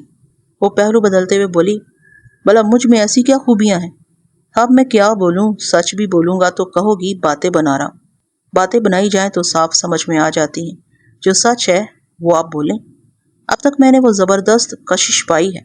जब पहली बार तुम्हें रूबरू देखा तो तुम मलबूसात की मलिका दिखाई दी। पहनने वाली का सराबा दिलनशीं हो तो हर लिबास उसके बदन पर इतराता है। वो बैठे बैठे बल खा गई। शायद इसी को इतराना कहते हैं। ये लड़कियों की पैदाइशी कमजोरी होती है। अपनी तारीफें सुनकर तारीफों से भरी दुनिया को भूल जाती हैं। फिर भी उसे बहन याद थी। उसने कहा, आप ही भी मेरी तरह ही हैं। कोई सा भी लिबास हो उन पर खूब सजता है। जंगल में मोर नाचा किसने देखा? मैंने अब तक तुम्हारी आप ही को नहीं देखा, तुम्हें देखा है, इसलिए तुम्हारी बात कर रहा हूँ। आपने आप ही की आवाज तो सुनी है। हाँ, अच्छी आवाज है और मैं मुआजना कर चुका हूँ। बिला मुबालगा तुम्हारी आवाज कानों में रस खोलती है। बाज़ औक़ात अजीब सी खुशी मिलती है। ऐसी खुशी से इनकार करना पड़ता है। उसने कहा, जी नहीं, मेरी आप ही की आवाज तो इतनी अच्छी है कि वो बोलती भी हैं तो गुनगुनाती हुई सी लगती हैं। वो एक सर दाह भरकर बोला, पता नहीं वो दिन कब आएगा जब वो मेरी जिंदगी में गुनगुनाने आएंगी और उनकी हर गुनगुनाहट पर मुझे सुभान अल्लाह कहना पड़ेगा। बाहर आंगन का दरवाजा खुलने और बंद होने की आहट सुनाई दी। वो बोली, शायद अब्बू आ गए हैं, फोन बंद करना होगा, फिर कल बातें होंगी। उसने रिसीवर को क्रेडल पर रख दिया। यूं फोन के जरिए फैसल से भी बातों का सिलसिला चल निकला। रात को वक्त मुकर्ररा पर इमरान से बातें होती थी। उसकी बातें कानों से दिल में उतरती रहती थी। दिन को फैसल की आवाज यूं लगती थी जैसे उसके ना चाहने के बावजूद उसे छुआ जा रहा हो। वो बहकने वाली लड़की नहीं थी। कभी इमरान और कभी फैसल की तरफ डोलने का कोई इरादा नहीं था। हालात ने उसका मिजाज ऐसा बना दिया था कि वो कहीं लाशऊर तहत शऊर की गहराइयों में मर्दों से सख्त नफरत करती थी। कभी उनके करीब जाना तो दूर की बात है, दूर से भी फ्लर्ट करने वालों को देखना गवारा नहीं करती थी। मगर उनकी आवाज सुनना अच्छा लगता था। जब उसकी कसीदा खानी करते थे तो एक ज़राफ़त और मंदी का एहसास होता था। ऐसे वक्त वो दिल ही दिल में कहती थी, देखो नवीद, मेरे कैसे कैसे कदरदान है, किस किस पहलू से मेरी तारीफें करते हैं। तुम न कदरे थे, हीरे को पत्थर समझ कर छोड़ गए। हाँ, तुम मुझे क्या ठुकराओगे, मैंने तुम्हें ठेंगा दिखा दिया है। उसके अंदर ऐसे ही इंतकामी जज्बे छुपे हुए थे। एक बार की चोट ने उसे फ्लर्ट करने वालों से फासले रखना और दूर ही दूर से उन्हें ललचाना सिखा दिया था। जिस तरह जिन को बोतल में बंद किया जाता है, उसी तरह वो दीवानों को फोन की डिबिया में बंद करके रखती थी। दूसरे लफ्जों में ये कहना चाहिए कि उसे सिर्फ फोन पर इश्क करने की बीमारी हो गई थी। फैसल से खूब जमकर फोन पर बातें होने लगी। सोबिया बार बार आकर दिखती थी, फिर बहन को घूरते हुए चली जाती थी। रात को सोते वक्त समझाती थी, इतनी लंबी बातें ना किया करो। तुमने बताया है कोई खास बात नहीं होती है, फिर वो बात लंबी कैसे हो जाती है? बात को तूल देना तो फैसल भाई जानते हैं। मैं एक बात कहती हूँ, वो उसका अफसाना बना देते हैं। सोबिया ने उसे चोर नजरों से देखा, फिर कहा, बातों में कोई तुमसे जीत नहीं पाता। फिर वो कैसे जीत जाते हैं? तुम्हारी बातें ऐसे अंदाज में करते हैं कि मैं खुश होकर सुनती चली जाती हूँ। आज ही कह रहे थे उनके घर वालों ने पिकनिक का प्रोग्राम बनाया, इस बहाने मेरे साथ तुम्हें भी ले चलेंगे। वो तुमसे रूबरू मिलने का बहाना ढूंढ रहे हैं। सोबिया को ये बात अच्छी लगी, मगर उसने इनकार में हाथ हिलाते हुए कहा, ना बाबा, मैं तो नहीं जाऊंगी। अबू कब जाने देंगे? वो तो बस हवाई महल बनाते रहते हैं। तुम्हारे लिए बनाते हैं, मगर तुम उस महल में नहीं जाती। महल में नहीं, वो अपने घर में ले जाएंगे तो दस्तूर के मुताबिक घूंघट में जाऊंगी। बस हो जाओ, मुझे नींद आ रही है। दूसरी सुबह खलील हमदानी ने कहा, रात को फैसल मियाँ की फूफी ने फोन किया था। वो हम सबको पिकनिक पार्टी में शरीक होने को कह रही थी। मैं और नबील तो जा नहीं सकते, तुम्हारी मम्मी ने भी माजरत की है, शाजील को मोशन लगे। फौजिया ने कहा, जब हमने माजरत चाही तो वो तुम दोनों को साथ ले जाने की जिद करने लगी। अब उनसे ऐसा नाजुक रिश्ता कायम हो गया है कि साफ इनकार भी नहीं किया जा सकता। खलील हमदानी ने कहा, मैंने उनकी बात रखने के लिए कह दिया है कि वो सनम को साथ ले जाएं। सोबिया को शादी से पहले ससुराल वालों के साथ भेजना मुनासिब नहीं है। वो कल सुबह यहाँ से जाते हुए सनम को ले जाएंगे। फौजिया तो सनम के जाने पर भी एतराज कर रही थी, फिर ससुराली रिश्तों की नजाकत को समझकर खुद ही चुप हो गई थी। सनम ने कमरे में आकर कहा, हाय अपी, बेचारे फैसल भाई। सोबिया ने घूर कर पूछा, क्या हो गया उनको? उनकी तदबीरें उल्टी पड़ गई। उन्होंने तुम्हें देखने, तुमसे मिलने और तुम्हारे करीब रहने के लिए पिकनिक का प्रोग्राम बनाया था। अफसोस, कल बारात तो ले जाएंगे मगर दुल्हन नहीं ले जा सकेंगे। सोबिया ज़ेरेला मुस्कुराने लगी। कितना अच्छा लगता है जब कोई एक झलक देखने और मिलने के लिए तड़पता रहता है। वो करीब बैठकर बोली, आपी, ये मर्द हजरात इतने बावले क्यों हो जाते हैं? निस्बत तय होने से पहले तुम्हारा नाम तक नहीं जानते थे। जब मंगनी हो गई तो इस घर की दीवारों से टकरे मार रहे हैं, बस कहीं से रास्ता मिल जाए अपनी बन्नों तक पहुंचने का। صوبیہ نے مسکراتے ہوئے اسے پرے ہٹایا۔ چلو جاؤ یہاں سے، کچھ نہ کچھ الٹی سیدھی بولتی رہتی ہو۔ وہ بولی ویسے ایک بات ہے۔ وہ گھور کر بولی آپ کیا بات ہے؟ کل وہ یہاں آ کر ہی رہیں گے، تم ذرا تیار ہے نا؟ کیا زبردستی ہے؟ وہ یہاں کیسے آ جائیں گے؟ اپنے گھر والوں کے ساتھ مجھے لینے آئیں گے تو کیا انہیں دروازے سے ہی ٹال دیا جائے گا؟ کچھ تہذیبی اور اخلاقی تقاضے ہوتے ہیں۔ کیا ہونے والے داماد کو گھر میں بٹھا کر ایک گلاس شربت بھی نہیں پلایا جائے گا؟ صوبیہ مسکرا رہی تھی۔ سنم نے کہا ہائے اللہ، دل میں لڈو پھوٹ رہے ہیں۔ کل وہ دوپہر تمہارے ہاتھوں کی مٹھاس پئیں گے، یہ ماننا پڑتا ہے۔ فیصل بھائی نے یہاں تک پہنچنے کے لیے سرنگ بنا ہی لی۔ توبہ سنم، تم کتنا بولتی ہو؟ وہ درست کہہ رہی تھی۔ دوسری صبح سسرالی قافلہ سنم کو لینے آیا تو بڑی عزت سے، بڑے پیار سے فیصل کو بلا کر ڈرائنگ روم میں بٹھایا گیا۔ سنم نے اس کے کانوں کے پاس جھک کر کہا آپ ہی نظر نہیں آئیں گی، نظریں جھکائے رکھیں۔ یہ دھوکہ تو ہو کہ لڑکا سیدھا سادہ شرمیلا سا ہے، 9 جانتا ہے 6 نہیں جانتا۔ وہ سچ مچ کسی سارس کی طرح گردن جھکائے بیٹھا رہا۔ فوزیہ اور خلیل حمدانی کی باتوں کے جواب میں بس جی جی ہاں ہاں کہہ رہا تھا، اور نہ شرمانے والی باتوں پر بھی شرما رہا تھا۔ شربت کے گھونٹ نہیں لے رہا تھا، بس ہلکی سی ایک چسکی لے کر گلاس رکھ دیتا تھا۔ سنم کمرے میں آ کر صوبیہ کو کھینچتے ہوئے کھڑکی کے پاس لے آئی تھی۔ پہلے تو وہ آنے سے شرماتی رہی، پھر کھڑکی کے پاس آ کر چھپ چھپ کر دیکھنے سے انکار کرتی رہی۔ وہ سرگوشی میں بولی دیکھ لو آپی، چھپ کر دیکھنے سے بے پردگی نہیں ہوتی۔ وہ انکار میں سر ہلاتے ہوئے بولی مجھے شرم آتی ہے، ایسے نظارے بار بار دیکھنے میں نہیں آتے، ٹام اینڈ جیری سمجھ کر ہی دیکھ لو۔ وہ گھور کر بولی انہیں کارٹون کہہ رہی ہو؟ وہ چٹکی بھرتے ہوئے بولی ہائی کیسی دل پہ لگی، یہ بتاؤ تم ان سے ہمدردی تو ہے نا؟ یہ ہمدردی والی بات کہاں سے آ گئی؟ کل وہ بائک سے گر پڑے تھے، سر پر پٹی بندھی ہوئی ہے، منہ اتنا سا ہو کر رہ گیا۔ صوبیہ نے سینے پر ہاتھ رکھ کر کہا ہائے اللہ، کیا تمہیں ہمدردی نہیں ہونی چاہیے؟ وہ جواب دیے بغیر تیر کی طرح کھڑکی کے پاس آئی، پردے کو ایک ذرا ہٹا کر دیکھا۔ وہ فوزیہ اور خلیل حمدانی کے سامنے اپنی پھوپھی وغیرہ کے ساتھ بیٹھا ہوا تھا۔ صوبیہ نے تصویر میں جیسا دیکھا تھا اس سے بھی زیادہ بھرپور دکھائی دے رہا تھا، بالکل اپنا اپنا سا لگ رہا تھا۔ دل نے کہا کسی اور کا ہو ہی نہیں سکتا۔ دل کھینچا جا رہا تھا، جو اپنی جائیداد ہو، جو اپنے نام ہو جائے، قدرتی طور پر خود بخود اس سے لگاؤ پیدا ہو جاتا ہے۔ وہ ان لمحات میں ساری دنیا کو بھول گئی تھی۔ سنم کی سرگوشی نے اسے چونکا دیا۔ کیسے لگے؟ وہ فوراً ہی کھڑکی سے ہٹ گئی جیسے چوری پکڑی گئی ہو، پھر اسے گھورتے ہوئے بولی جھوٹی مکار، وہ زخمی تو نہیں ہے؟ وہ مسکراتے ہوئے بولی کلدان کھینچ کر مارو، پھول بھی پہنچیں گے اور زخم بھی لگیں گے۔ وہ ہنستے ہوئے سنم سے لپٹ گئی۔ وہ بولی ہائے اپی، تمہارا دل تو بڑی زور زور سے دھڑک رہا ہے، سچ بولو کیا جذبات ہیں تمہارے؟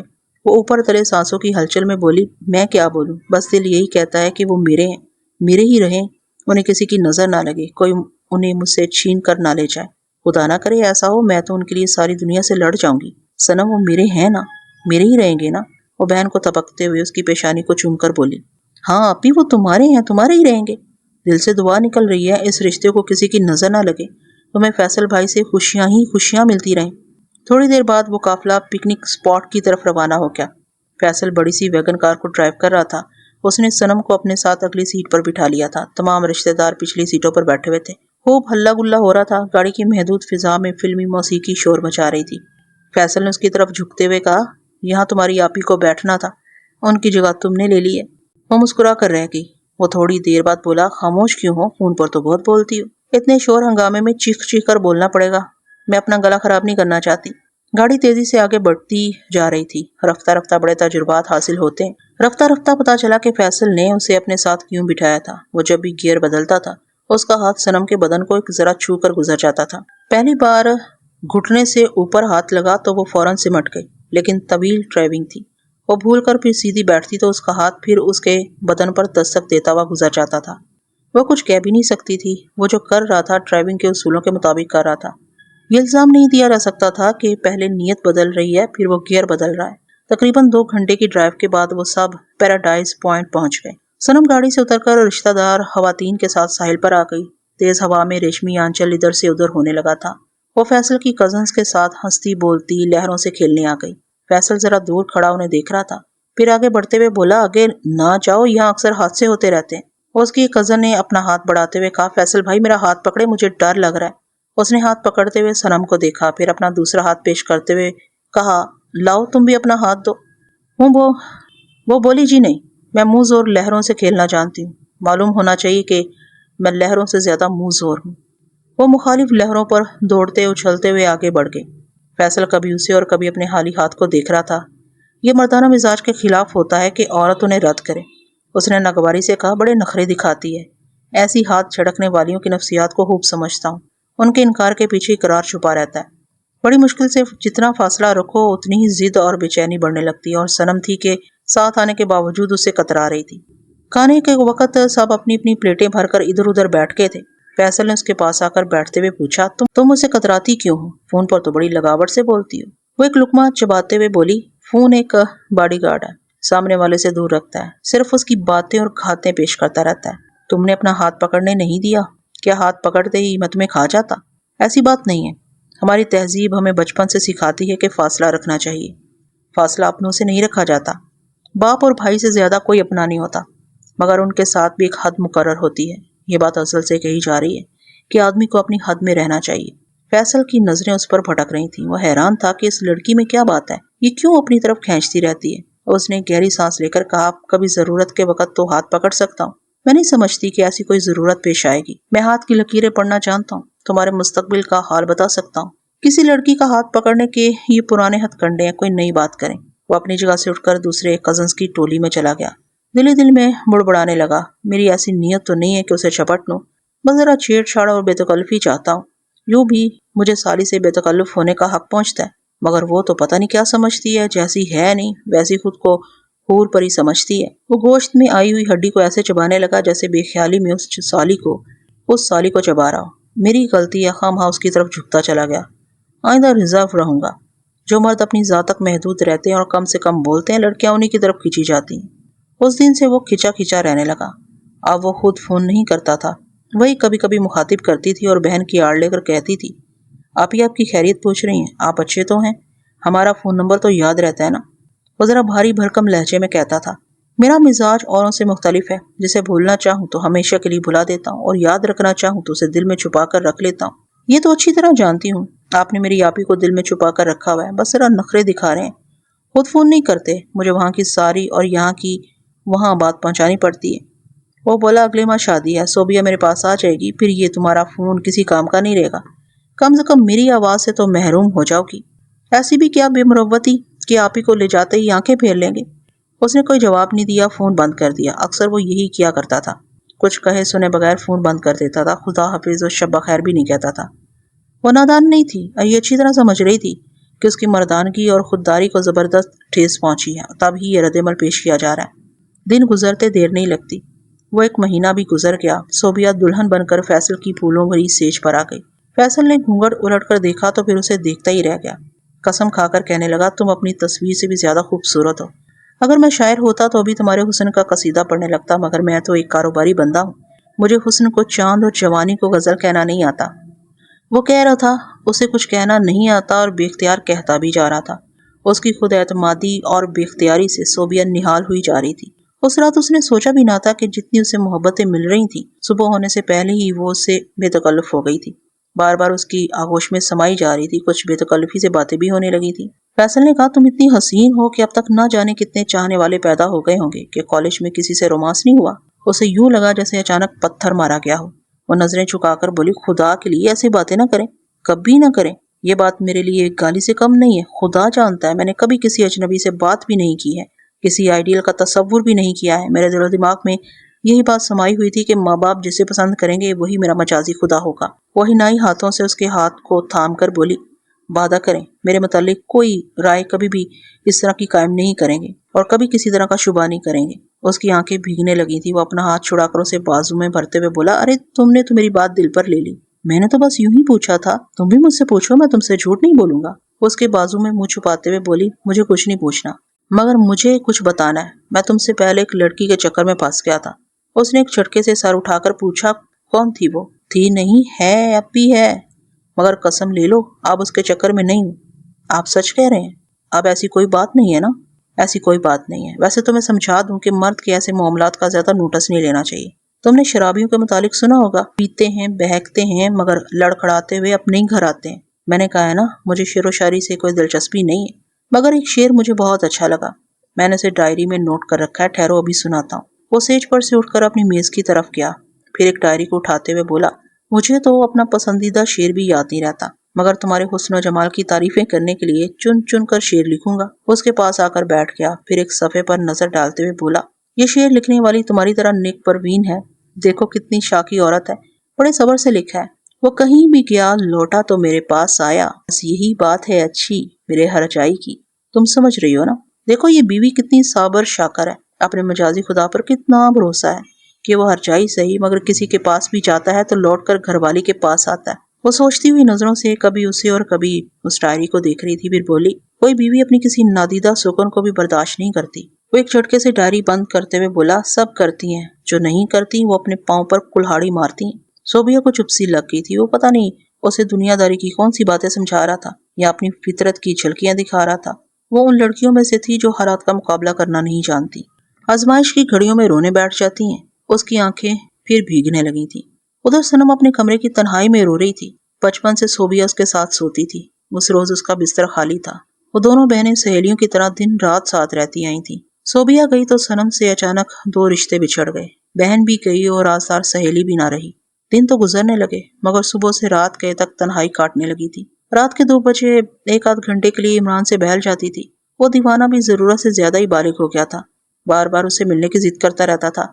सनम ने पूछा, मिलकर क्या करोगे? मैं कॉलेज जाती आती हूँ, तकरीबन रोज ही मुझे देखते रहते हो। सिर्फ देखने से तो जी नहीं भरता। यानी हाथ पकड़ना चाहते हो? हाँ, तुम्हारे अंदर इतनी कशिश है कि तुम्हें छूने को और पकड़ने को जी चाहता है। तो फिर अपने बुजुर्गों को ले आओ। जब तक हम एक दूसरे से मंसूब नहीं होंगे मैं अपना हाथ पकड़ने नहीं दूंगी। वो जरा हिचकिचाते हुए बोला, मेरे बुजुर्ग इस रिश्ते के लिए राजी नहीं होंगे। यानी मैं तुम्हारे घर की बहू बनने के काबिल नहीं हूँ। ये बात नहीं है, तुम समझ सकती हो, हमारे दरमियान उम्र का फर्क है। तुम मुझसे बड़ी हो। वो जलकर बोली, चारा डालते वक्त, इश्क करते वक्त मेरी उम्र नजर नहीं आती थी? मैं बड़ी हूँ तो हाथ क्यों पकड़ना चाहते हो? मेरी उंगली पकड़ो, मैं तुम्हें स्कूल पहुंचा दूंगी। प्लीज मजाक ना उड़ाओ। मजाक तो तुम उड़ा रहे हो। ये तासुर देकर गए मुझे मेरी ही नजरों से गिरा रहे हो कि मैं शादी के लिए नहीं, शुगल के तौर पर इस्तेमाल करने के लिए हूँ। उसने साफ साफ कह दिया कि उन्हें नदी के 2 किनारे बनकर रहना है। वो दूसरे किनारे से फोन करता रहेगा, ये सुनती रहेगी।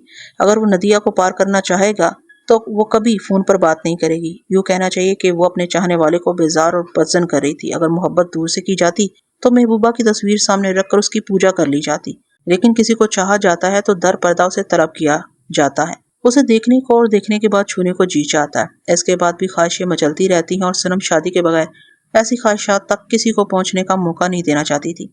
उसका ये रवैया दिल फेंक आशिकों की फितरत के खिलाफ था। अगर वो सारी उम्र फोन पर एक रिकॉर्ड की तरह बजती रहती तो भला कौन सुनता रहता। इमरान रफ्ता रफ्ता उसे कतराने लगा। अब वो कभी कभी फोन करता था। सनम शिकायत करती तो साफ कह देता, तुम एक महबूबा की तरह गुनगुनाती नहीं हो, ऐसा लगता है माँ की तरह लोरी सुनाती रहती हो, और मेरी लोरियां सुनने की उम्र गुजर चुकी है। अगर मिलने से इनकार करती रहोगी तो फोन का ये सिलसिला जल्द ही बंद हो जाएगा। भूखे को एक दस्तरखान पर कुछ न मिले तो वो दूसरे दस्तरखान पर जाकर बैठ जाता है। इमरान ने भी यही किया।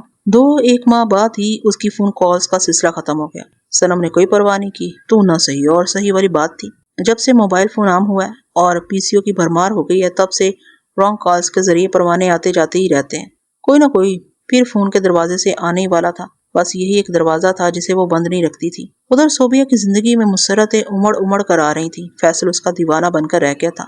उसकी तवक्को से ज्यादा मोहब्बतें दे रहा था। हर दूसरे तीसरे दिन किसी न किसी महंगे होटल में डिनर के लिए ले जाता था। वो एक बार शॉपिंग के लिए कहती तो वो बार बार उसे कितने ही शॉपिंग सेंटर्स में ले जाता था। उसकी पसंद कितनी ही महंगी हो फौरन ही खरीद कर उसे पेश कर देता था। सर में हल्का सा दर्द भी होता था तो वो उसे बाजू में उठाकर कहता, आओ डॉक्टर के पास चलें। वो हंसते हुए कहती, क्या इसी तरह उठाकर ले जाएंगे? वैसे सर में दर्द हुआ, कोई क्यामत नहीं आई। आपसे तो मेरी जरा सी तकलीफ बर्दाश्त नहीं होती। या अल्लाह, मुझे कितनी मोहब्बतें देते रहते हैं, मैं तो पागल हो जाती हूँ। फैसल के प्यार में बेसाख्तगी थी, बनावट नहीं थी। ये तो अज़दवाजी जिंदगी का दस्तूर है। बीवी हसीन हो, दिलनशीन हो, तमाम तकाजे पूरे करती हो तो मियाँ साहब निसार होते रहते हैं। बीवी को मुसरतों से मालामाल करते रहते हैं। मगर ये सच है कि मुसलसल आसूदगी और मुसरतें सिर्फ जन्नत में ही मिल सकती हैं। इस जमीन पर तो दुख के बाद सुख और सुख के बाद दुख का सिलसिला बंधा रहता है। जहाँ बजती है शहनाई वहाँ मातम भी होते हैं। खुशी के साथ दुनिया में हजारों गम भी होते हैं। सोबिया को जो मुसरतें मिल रही थी, कभी कभी उनके पीछे कांटा सा खटकने लगता था। फैसल ने सुहाग रात में जहर की जो एक बूंद टपकाई थी उसे याद थी। उसने कहा था वो सोबिया से पहले एक लड़की के चक्कर में फंस गया था। उसके जहन को एक झटका सा लगा था। उसने पूछा था, कौन थी वो? उसने जैसे फतहाना अंदाज में कहा, थी नहीं है, अब भी है, मगर कसम ले लो अब उसके चक्कर में नहीं हूँ।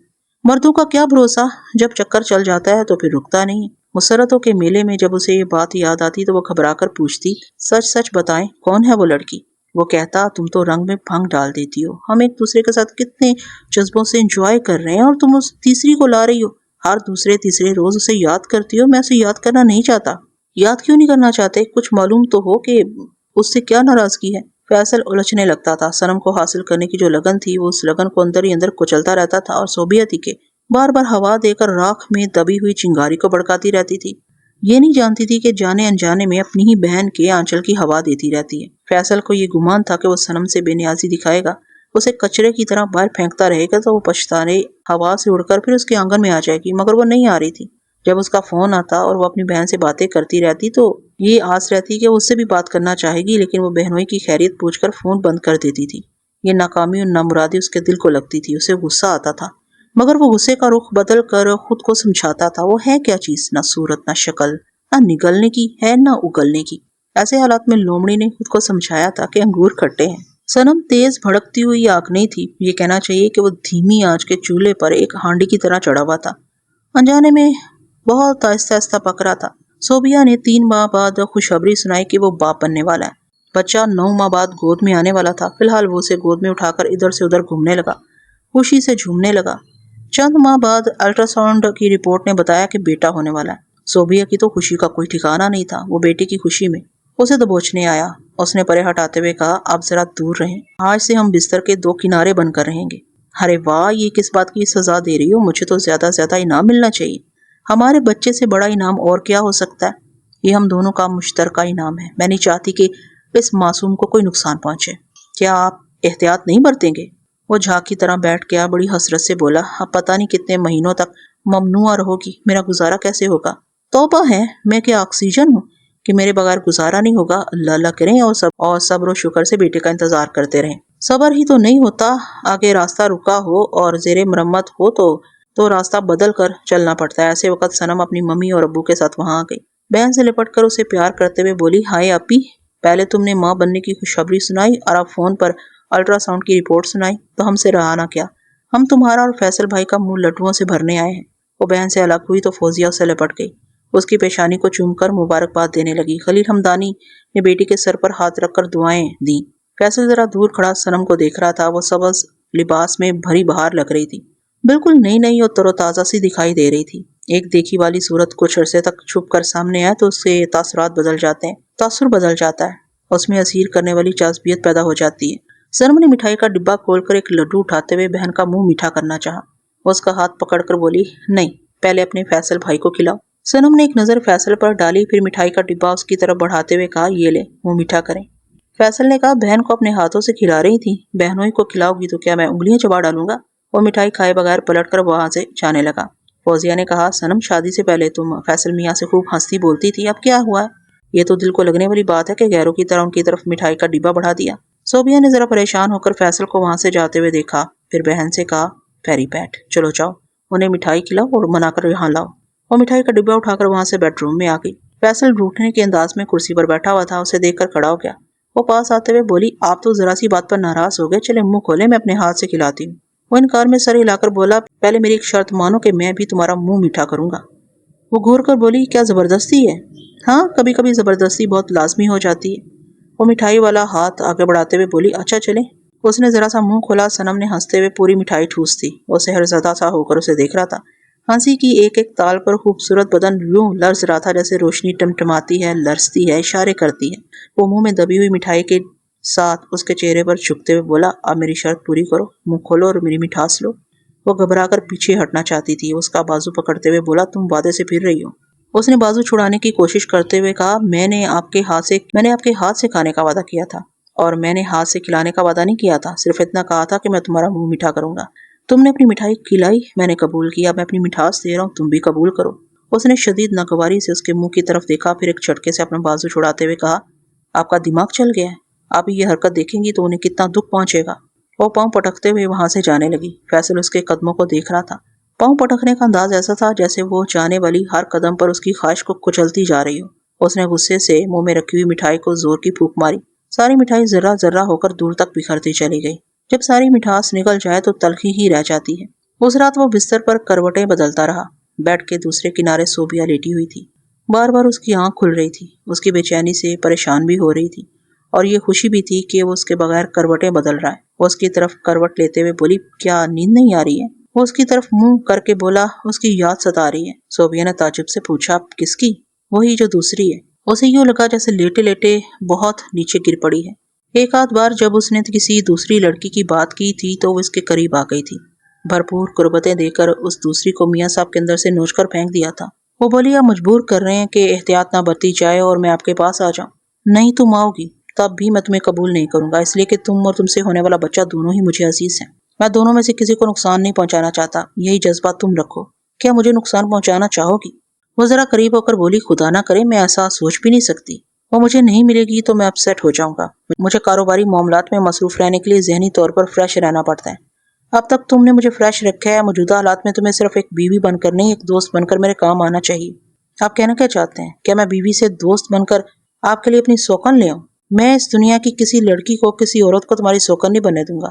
میرے بچے پر کبھی کسی سوتیلی ماں کا سایہ نہیں پڑے گا۔ تم میری محبت کو، میرے جذبوں کو نہیں جانتی۔ میں تمہیں دل کی گہرائیوں سے چاہتا ہوں۔ وہ رو پڑی تھی، روتے روتے بولی، جب اس قدر چاہتے ہو تو ایسی باتیں کیوں کرتے ہو؟ تمہیں معلوم ہونا چاہیے کہ دوسرے مرد اپنی بیویوں سے ایسی باتیں نہیں کرتے، چپ چاپ باہر جا کر اپنا منہ کالا کرتے ہیں، دوسری پر ہزاروں لاکھوں لٹاتے ہیں اور گھر میں بیٹھی ہوئی بیوی بیوقوف بنتی رہتی ہے۔ وہ اس کے ہاتھ پر ہاتھ رکھتے ہوئے بولا، میری ایک بات اچھی طرح سمجھو۔ پہلی بات تو یہ ہے کہ میں تمہیں بیوقوف بنانا اور دھوکہ دینا نہیں چاہتا۔ دوسری بات یہ ہے کہ گھر سے باہر کسی دوسری عورت کے ساتھ بدنام نہیں ہونا چاہتا۔ میں نے بڑی محنت سے یہ دولت، عزت اور شہرت حاصل کی ہے۔ تم بھی نہیں چاہو گی کہ باہر کسی دوسری کے ساتھ میرا نام لیا جائے۔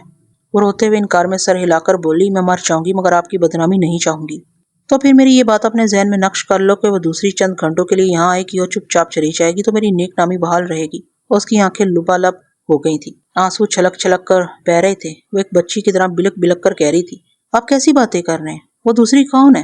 ہمارے گھر کی چار دیواری میں آئے گی اور میں اسے کیسے برداشت کروں گی؟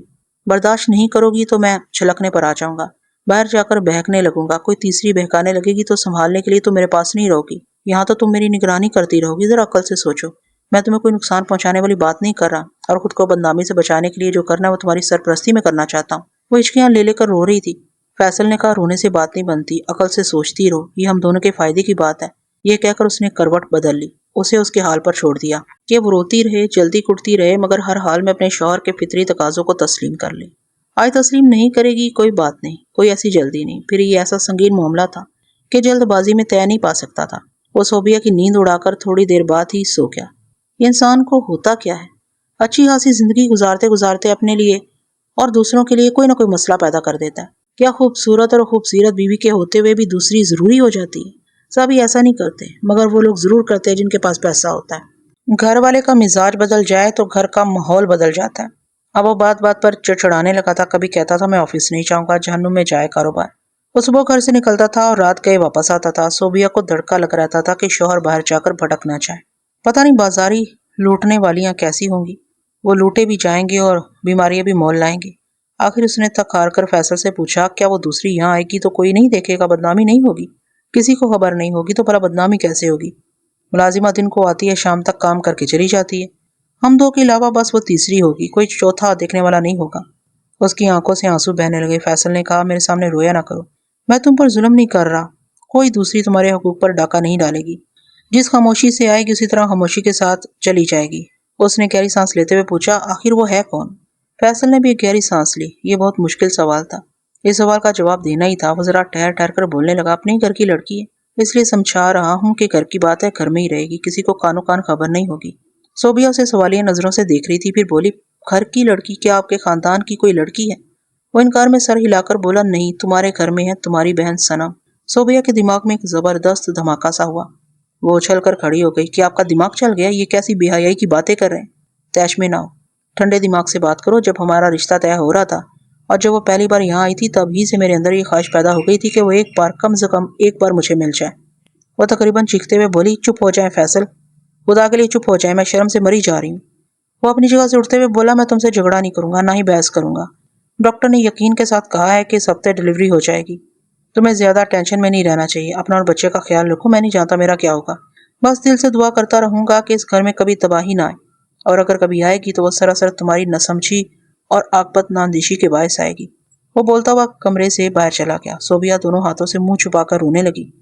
وہ پچھلے 1 ماہ سے روتی آ رہی تھی، مگر یہ مسئلہ آنسوؤں سے حل ہونے والا نہیں تھا۔ اس کے اندر ایک ننھا منھا سا وجود ادھر سے ادھر ہو رہا تھا۔ وہ ننھا فیصل کہہ رہا تھا، یہ ازدواجی گھریلو زندگی بہت خوبصورت ہے، میرے ابو آپ سے بہت محبت کرتے ہیں، اسی لیے تو میں آپ کی گود میں آ رہا ہوں۔ وہ تنہائی میں خود کو جانچ رہی تھی، تول رہی تھی، اپنے آپ سے پوچھ رہی تھی، کیا اپنے ہنستے بستے گھر کو تباہ کر سکتی ہے؟ ہر بیوی کا، ہر گھریلو عورت کا ایک ہی جواب ہوگا، نہیں۔ مرد حضرات تو ادھر ادھر منہ مارتے ہی رہتے ہیں، کچھ بھی کرتے رہیں مگر اپنا گھر تو سلامت رہے۔ بس یہ ہے کہ اپنے مرد سے سلامتی کی مکمل ضمانت ملتی رہے۔ صوبیہ نے شام کو آفس میں فون کیا تو پتا چلا کہ فیصل دفتر نہیں آیا ہے۔ اس نے موبائل پر رابطہ کرنا چاہا تو ادھر فون مسلسل آف ملتا رہا۔ آدھی رات گزر گئی، دل بری طرح گھبرانے لگا۔ اس نے پھر موبائل پر رابطہ کیا تو اس کی آواز سنائی دی، ہاں بولو، آپ کہاں ہیں؟ گھر کیوں نہیں آ رہے ہیں؟ کتنی دیر سے موبائل کیوں آف رکھا ہوا ہے؟ وہ بولا، میری سمجھ میں نہیں آتا کیا کروں۔ یہ سوچ کر شرم آتی ہے کہ تمہیں دکھ پہنچا رہا ہوں، اور یہ سوچ کر افسوس ہوتا ہے کہ میں تمہاری ہر ضرورت پوری کرتا ہوں، لیکن تم بیوی ہو کر میری ایک ضرورت پوری نہیں کر رہی ہو۔ فیصلہ، آپ بہت ہی غلط بات کر رہے ہیں۔ ویسے کیسے تسلیم کروں؟ آپ کسی بھی دوسری لڑکی کو یہاں لیں، کچھ بھی کریں، میں اف تک نہیں کروں گی، مگر صنم کا نام لیتے ہیں تو کیا بتاؤں مجھے کیسا لگتا ہے۔ یہ انتہائی غلط بات ہے۔ کوئی غلط بات نہیں ہے، تو میری خاطر ساری دنیا کو ٹھکرانا سیکھ لو، اور میری طرح خود غرض ہو کر یہ بھی سیکھ لو کہ جو زندگی ہے میری، تمہاری اور اس بچے کی ہے، باقی جو کچھ ہے کھیل تماشا ہے۔ اس کے بعد کچھ نہیں، تماشا شروع ہوا، ختم ہوا، پھر بلا دیا گیا۔ وہ بولی، یا اللہ میں کیا کروں؟ فیصل نے فون بند کر دیا۔ دوسری صبح وہ گھر آیا تو صوبیہ کی تکلیف شروع ہو گئی تھی۔ وہ اسے فوراً ہی میٹرنٹی ہوم لے گیا۔ اس کے اور صوبیہ کے کتنے رشتہ دار وہاں پہنچ گئے، صنم بھی موجود تھی۔ اس نے بہنوئی کو سلام کیا مگر کلام نہیں کیا، اسے کتراتی رہی۔ صوبیہ ساری رات درد میں مبتلا رہی۔ صبح خوشخبری ملی کہ ایک چاند سا صحت مند بیٹا ہوا ہے۔ صوبیہ جتنی تکلیف سے گزرتی آئی تھی، اس سے زیادہ مسرتیں مل رہی تھی۔ فی الحال وہ فیصل کے ہرجائی پن کو بھول گئی تھی۔ بیٹے کو دیکھ کر میاں پر بہت پیار آ رہا تھا۔ حالات سمجھا رہے تھے کہ بس یہی زندگی ہے، اپنا کمانے والا، تحفظ دینے والا، محبتوں کے خزانے لٹانے والا شوہر ہی اپنا ہوتا ہے، باقی سارے رشتے پانی ہوتے ہیں۔ کمرے میں رشتہ داروں کی بھیڑ لگی ہوئی تھی، ماں باپ، بہن بھائی، پھوپھی ساسا بھی موجود تھے۔ فیصل نے جب ان کے درمیان آ کر بیٹی کو اٹھا کر چوما اور سینے سے لگایا تو صوبیہ نہال ہو گئی۔ آنکھوں میں مسرتوں کے آنسو چمکنے لگے۔ بس یہی ہے زندگی، بس یہی ہے 3 افراد کی مختصر سی دنیا، میں، میرا بچہ اور میرا چاہنے والا، اس کے آگے اور کوئی دنیا نہیں ہے۔ صنم وہاں کھڑی ہوئی تھی، باقی افراد جا چکے تھے۔ بچہ فیصل کے ہاتھوں میں تھا۔ اسے چوم کر صنم کو دکھاتے ہوئے بولا، دیکھو، یہ میرا اور تمہاری آپی کا ہے، ہماری محبت کا ایسا پھل جو ہمارے بعد بھی پھلتا پھولتا رہے گا۔ اس دنیا میں ایسی کوئی لڑکی، کوئی عورت نہیں ہے جو میری صوبیہ کی جگہ لے سکے۔ صوبیہ خوشی سے پھوٹ پھوٹ کر رونے لگی۔ وہ اس کے قریب جھک کر بچے کو دیتے ہوئے دھیمی آواز میں بولا، بس میری تو ایک ہی آخری خواہش ہے، اور اسے میری صوبیہ ہی پورا کر سکتی ہے۔ یہ کہہ کر وہ کمرے سے چلا گیا۔ دوسرے روز صوبیہ اسپتال سے گھر آ گئی۔ وہ محسوس کر رہی تھی کہ بہت ساری مسرتوں کے ہجوم میں جو ایک کانٹا سا چبھ رہا تھا وہ تقریباً نکل چکا ہے، صرف پھانس رہ گئی ہے۔ وہ نہیں جانتی تھی کہ یہ کیسے ہو رہا ہے۔